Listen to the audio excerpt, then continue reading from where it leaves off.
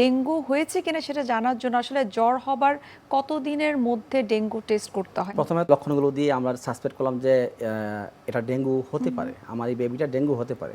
এখন আপনি যেটা বললেন এক্স্যাক্টলি যে প্রথম 3 থেকে 4 দিন আমরা করি ডেঙ্গু NS1, এটা হচ্ছে অ্যান্টিজেন। এটা জ্বরের প্রথম দিনই আমাদের পজিটিভ হয়, প্রথম 3 থেকে 4 দিন এটা পজিটিভ থাকে, তারপরে এটার পজিটিভ হওয়ার সম্ভাবনাটাও কমে আসে।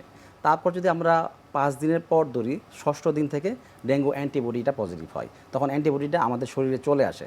যদি আমরা জ্বরের ষষ্ঠ দিনে কাউকে পরীক্ষা দিই তাহলে আমরা ডেঙ্গু অ্যান্টিবডি টেস্ট করতে দিব। আচ্ছা। কিন্তু যদি প্রথম দিকে আমরা প্রথম 3 দিন বা 4 দিন আমরা পরীক্ষা করতে দিই তাহলে আমরা ডেঙ্গু NS1 মানে ডেঙ্গু অ্যান্টিজেন পরীক্ষা করতে দিব। এভাবে আমরা ডেঙ্গু জ্বরের সময় অনুযায়ী পরীক্ষাগুলোকে ভাগ করতে পারি।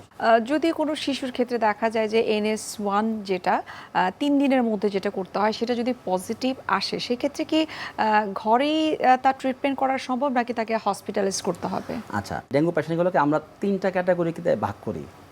Category A, B, C।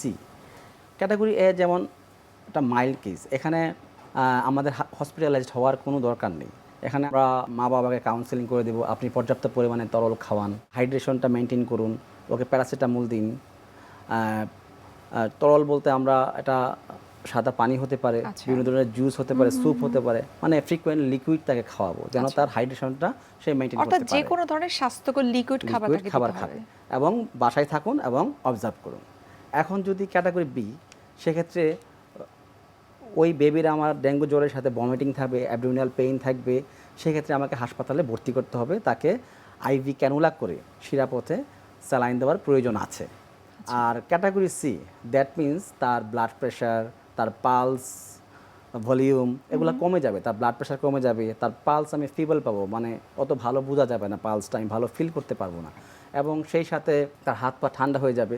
ওইসব ক্ষেত্রে অবশ্যই অবশ্যই ইমিডিয়েট অতি জরুরিভাবে আমার হাসপাতালে ভর্তি হতে হবে এবং তার যে ডেঙ্গু জ্বরের যে মূল চিকিৎসা আইভি ফ্লুইড, নর্মাল স্যালাইন তাকে শুরু করতে হবে। অনেক ক্ষেত্রে দেখা যায় যে তাদের বডিতে র্যাশেস দেখা দেয়, তো র্যাশেস যদি দেখা দেয় সেক্ষেত্রে আসলে কি করণীয়? ডেঙ্গু জ্বরে 3 দিন পর আমাদের শরীরে র্যাশ আসতে পারে, এটাকে আমরা ম্যাকুলোপ্যাপুলার র্যাশ বলি, লালচে ধরনের র্যাশ হাতে লাগে।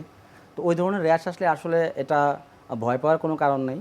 র্যাশ আসলে আমাদেরকে যেটা করতে হবে, আমরা অ্যান্টিহিস্টামিন দিতে পারি, ওরাল অ্যান্টিহিস্টামিন র্যাশের জন্য, কিন্তু এটা রোগ যখন ডেঙ্গু জ্বরের সময়ের সাথে সাথে এই র্যাশটাও ডিসঅ্যাপিয়ার করে যাবে। আমরা এই ডেঙ্গু নিয়ে আরো বিস্তারিত আপনার কাছ থেকে জানার চেষ্টা করব। একটা বিরতির সময় হয়ে গেছে, আমরা বিরতি নিচ্ছি। সুপ্রিয় দর্শক, আপনারা দেখছেন NTV নিয়মিত স্বাস্থ্য বিষয়ক আয়োজন স্বাস্থ্য প্রতিদিন। এই পর্যায়ে আমরা নিয়ে নিচ্ছি ছোট্ট বিরতি, আমাদের সাথেই থাকুন।